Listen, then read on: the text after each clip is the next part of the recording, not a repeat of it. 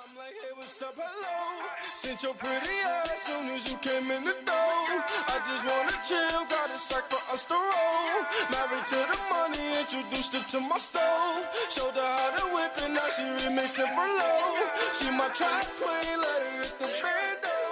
We be counting up, watch out for them. Olá, galera. Bom dia. Estamos começando mais um Hangout Negócio do Esporte. Eu, Thiago Ribeiro, com meu amigo Bernardo lá do outro lado da linha, iniciando mais um bate-papo com vocês. Hoje tendo como convidado o Rubinho Guerra, que está ali, já vai se apresentar. A gente pela primeira vez vai sair um pouco do mundo do futebol, né, que às vezes a gente acha que é o único esporte do Brasil, para falar um pouco de uma outra modalidade, o futsal, que também é muito popular, possivelmente seja o esporte mais praticado nas escolas, enfim, pelos meninos aí. E vamos explorar um pouco com um cara que esteve fora do Brasil, está fora do Brasil. O Rubinho, ele fez toda a carreira dele de treinador de futsal fora do Brasil, começando no Canadá, passando por Catar, Kuwait, e hoje ele está nos Emirados Árabes Unidos. Ele teve uma trajetória rápida como jogador, tanto de futebol de campo quanto de futebol de salão ainda, né, o antigo futebol de salão, e depois pegou essa transição do futebol de salão para o futsal. Rubinho, obrigado pela sua presença, é um prazer ter você aqui, falando aí desde os Emirados Árabes, né, nosso primeiro hangout internacional. Espero que a gente tenha uma conversa bem bacana aí hoje. Eu que agradeço, muito obrigado por estar participando, parabéns por essa ideia, eu acho que essa ideia abre uma chance para quem está fora também de poder falar, poder se expressar, e muito obrigado pelo convite. Bernardo, tudo bom com você? Bom dia, garoto. Bom dia, Thiago. Agradecer a presença do Rubinho aí, um grande amigo e mentor aí no mundo do esporte. E vamos aprender um pouquinho mais aí com o nosso convidado. Rubinho, a primeira coisa que eu queria explorar com você é o seguinte: temos muitas pessoas envolvidas de alguma forma com o esporte no Brasil que têm a vontade de ir para fora, né, de trabalhar no exterior. E você meio que conseguiu construir uma carreira que numa trajetória meio diferente da usual, né? Começando no Canadá, que é um país que, pelo menos até onde eu sei, não tem nenhuma cultura de futsal, de futebol de salão desenvolvida, e depois no Canadá também indo para o mundo árabe, meio que para ser pioneiro também no desenvolvimento desse esporte, também nesses países. Eu queria saber de você, qual é a dificuldade de você chegar num país para trabalhar com um esporte que não tem nenhum tipo de popularidade naquele país? Quais são os passos que você tem que fazer para fazer com que esse trabalho seja bem realizado?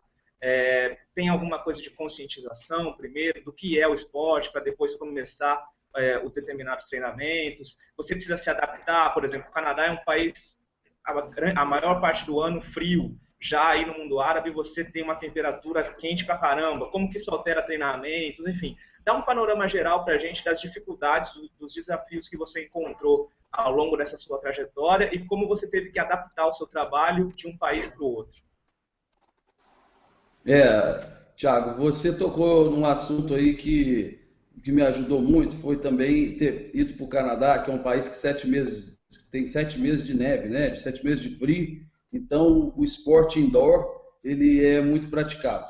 E depois, vindo para cá, que é muito calor, é o extremo, né?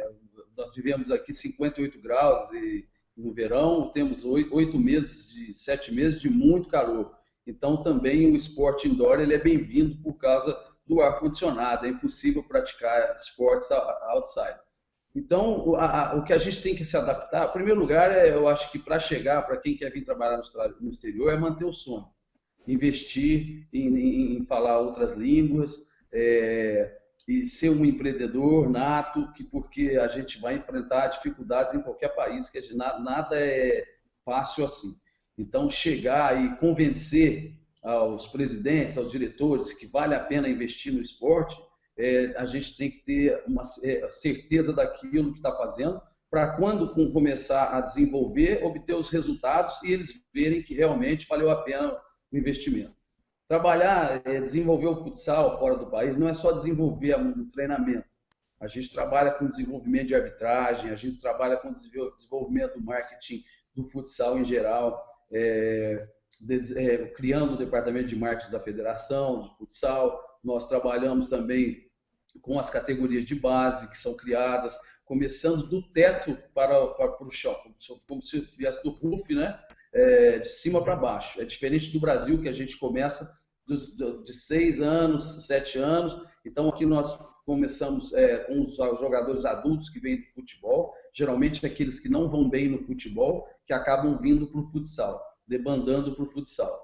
Então, é mais demorado, porque eles não têm eles não desenvolveram essa modalidade desde pequeno. Então, os fundamentos vêm do futebol. Então, até eles se adaptarem, leva mais tempo. Como diz um amigo meu, ensinar papagaio velho a falar já é mais difícil, né? Você, quando pega um papagaio novinho, ele fala com mais facilidade. Então, a gente começa esse trabalho. Agora nós vamos criar o Sub-18, Sub-17, Sub-16, e depois de muitos anos, aí talvez eu nem esteja aqui mais, como aconteceu no Catar, no Kuwait, aí sim vem as categorias de 10, 11, 12 anos. Então, todo esse projeto desenvolvido com a federação, ele leva tempo, o governo, tem um apoio muito grande do governo, que nós precisamos fazer intercâmbio, né? Intercâmbios com a Espanha, intercâmbios com países da Europa e com os países da Ásia que já estão desenvolvidos também com o futsal, no caso do Irã, a China já está um pouco mais na frente, a Tailândia. Então, tudo isso é investimento, porque são passagens de avião, são campings fora do país, o desenvolvimento da Liga Nacional, que hoje conta com 11 equipes, 11 clubes. Então, é um trabalho muito intenso, não é somente dentro de quadra. Ele é mais burocrático, é um trabalho mais de desenvolvimento geral da modalidade do que propriamente só treinar a seleção. Entendeu?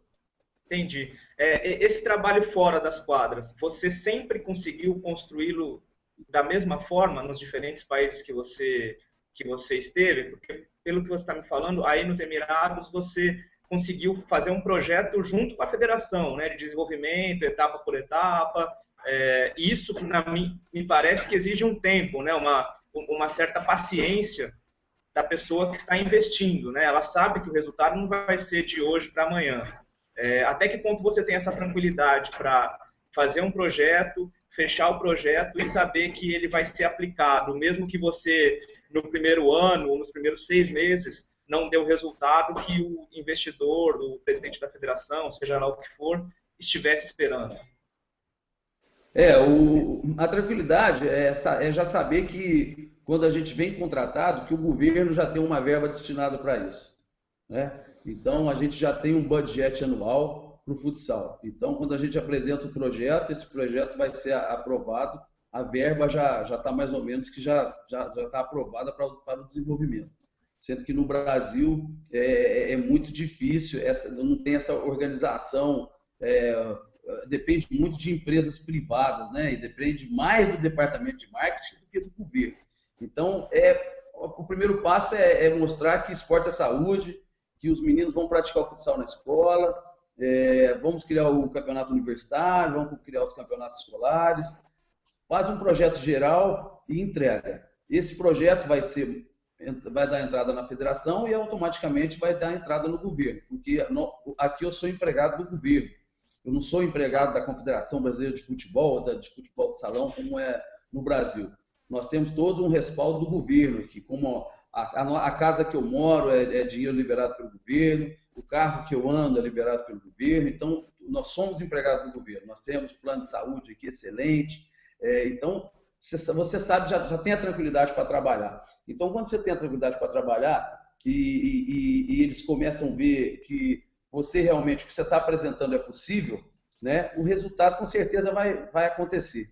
Não ao ponto de ganhar um mundial nesse momento, mas o resultado que eu digo é de praticantes. Quantos praticantes nós tivemos no ano passado e quantos praticantes nós temos esse ano?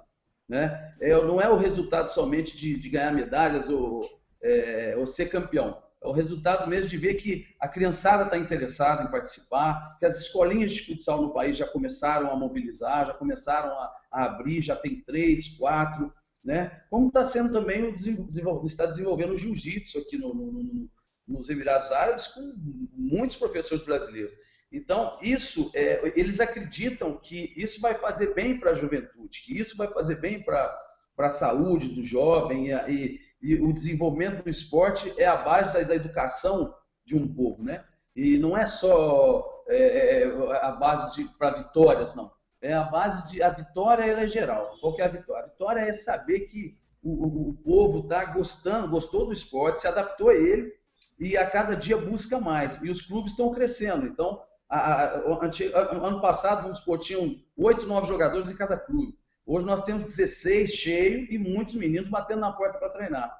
Então, todas essas pesquisas são feitas e a gente vai vendo. A televisão já passou a transmitir a Liga Nacional, os jogos já são transmitidos para toda a Ásia, né? O GCC de futsal agora que teve no Bahrein, já a Bein Sports transmitiu, que é a antiga Al Jazeera, a Ocas transmitiu, o Bahrein Sports transmitiu. Então, o alcance se torna muito grande, né? E porque as televisões, os canais de televisões, a imprensa do Golfo Pérsico, ela atinge toda a Ásia.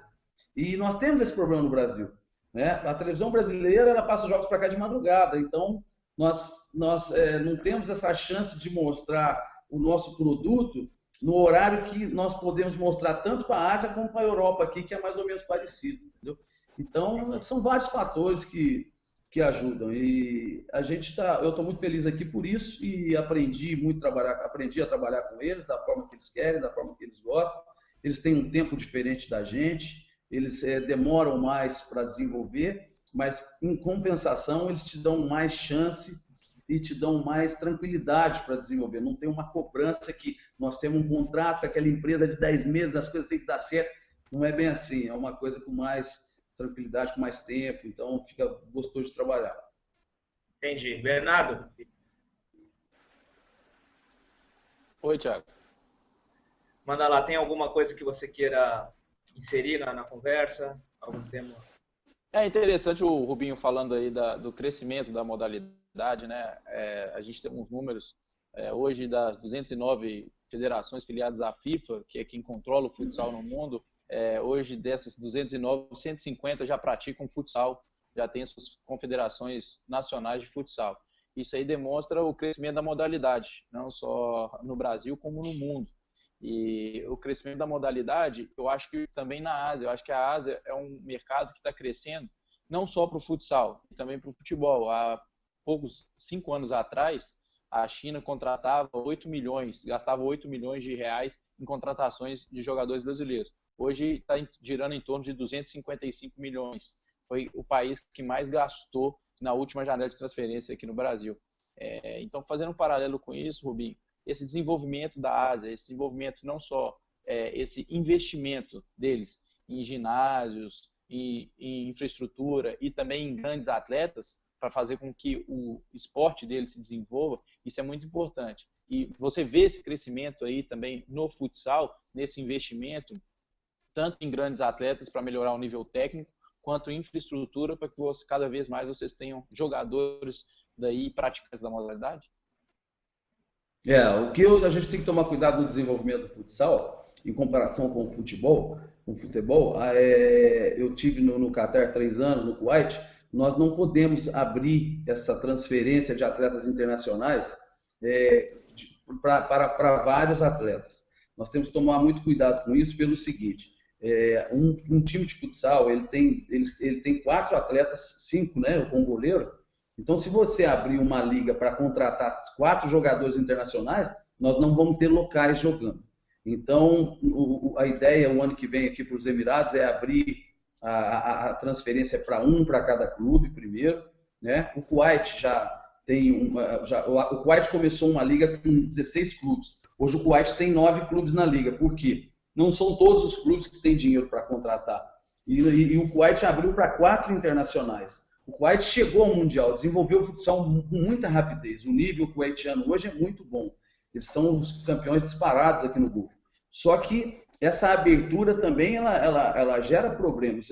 Você vê a exportação e a importação, ela tem que estar muito bem controlada, né? Porque se você exportar demais, você não vai ter o produto para se apresentar, que é o caso do nosso Campeonato Brasileiro. A gente exporta e os clubes não têm o nível do jogo do futebol brasileiro hoje.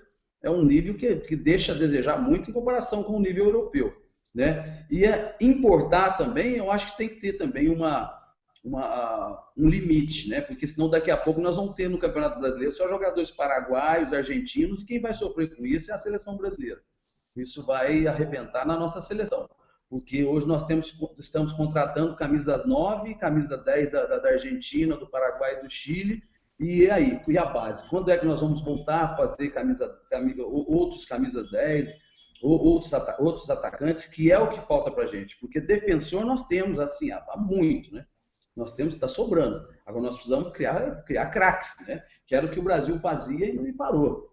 Isso em função de vários fatores. Mas o que eu acho é o seguinte: o ano que vem nós vamos abrir para um estrangeiro, para que ele venha ser a extensão do treinador dentro da quadra, dos clubes, para que os jogadores façam dele um espelho para aprender a jogar, o controle de bola, e ele passa a ser um líder dentro de quadra, aí passar informações certas para os atletas locais, né? E com isso nós vamos trazer mais patrocinadores, porque a liga vai ficar mais plástica, os jogos vão ficar mais disputados, com a presença desse estrangeiro, e aos poucos a gente vai vendo o que precisa para poder melhorar. Porque se abrir a Espanha, no início abriu, eram 2 jogadores por clubes, hoje a Espanha tem vários estrangeiros e a seleção cresceu muito. E esse é o caminho, né? A internacionalização é em 2 vias, né? Porque a gente tem que importar sim, né? A gente tem que criar intercâmbios, nós temos que ter parcerias com outros países e ao mesmo tempo nós temos que exportar. Exportar às vezes nem é jogador daqui contratado, mas mandar o jogador para passar 6 meses no Brasil, 3 meses na Espanha, para ele também melhorar o seu nível. Então tudo isso é muito bem elaborado, muito bem estudado. Rubinho, você entrou em alguns pontos aí que eu acho interessante. Primeiro, quando você fala da realidade, daí que te dá uma estabilidade maior em comparação ao Brasil, por exemplo, porque o governo vai lá, investe dinheiro e tem mais calma, digamos assim, para ter os resultados. A gente sabe que é uma realidade que é totalmente inaplicável no Brasil. A gente já percebe o governo, às vezes, até muito inserido na economia. Não faria sentido a gente querer ainda mais inserção na economia. E aí, recuperando um ponto que a gente até conversou antes de começar a gravação aqui do nosso Hangout, me parece interessante um modelo em que você consiga casar 2 variáveis que, hoje, a gente olhando para o Brasil, elas parecem que são meio difíceis de serem juntadas, que são o seguinte: primeiro, você precisa, de alguma forma, garantir o desenvolvimento do seu jogador, né, do seu atleta. E, por outro lado, você tem um modelo que conta com dinheiro privado, não é só dinheiro público, e as empresas que investem também querem um retorno o mais rápido possível. E aí, como que você vai conseguir fazer com que os jogadores que estão sendo formados possam amadurecer e chegarem a um ponto bom o suficiente para serem negociados, e esses investidores privados vão ter essa paciência? O que a gente vê hoje no Brasil é que não tem, os jogadores saem cada vez mais cedo e tudo mais. Aí eu sempre me pego, quando eu começo a pensar nesse tipo de coisa, no modelo norte-americano, né? Enfim, em alguns países também, europeus e tal, Canadá, imagino que seja mais ou menos parecido também. De você ter o desenvolvimento do atleta junto com a pessoa na escola, na universidade, e ele vai praticando o esporte ali. Ele não vai praticando o esporte no clube, ele vai na universidade. Quando ele vai para o clube, quando ele se torna profissional, ele já está preparado para a vida. E aí, naturalmente, ele vai poder se transferir mais cedo para fora, porque ele já tem as bases com ele desde muito mais jovem. Então, o que acontece? Você tem um cara que já foi preparado ali e ainda não tinha dinheiro privado envolvido ali, se tinha, era dele mesmo, era da família dele pagando a escola. E aí, quando ele realmente se torna apto para isso, que ele vai para um clube profissional, se ele vai ser transferido hoje ou daqui a 10 anos, não faz muita diferença, porque a base ele já trouxe de casa. Tudo isso para chegar no seguinte ponto. Num modelo em que a gente não tem a possibilidade do governo, como é no seu caso, garantir um investimento de longo prazo, a maturação disso e tal. Como que a gente poderia ter uma realidade diferente da nossa, de hoje, que são atletas exportados muito cedo? Você vê a seleção brasileira jogando hoje, tem muito jogador ali que o grande público nem sabe que existia e de repente aparece jogando na seleção brasileira. Você acha que esse desenvolvimento do esporte nas escolas e nas universidades poderia ser uma saída para o Brasil?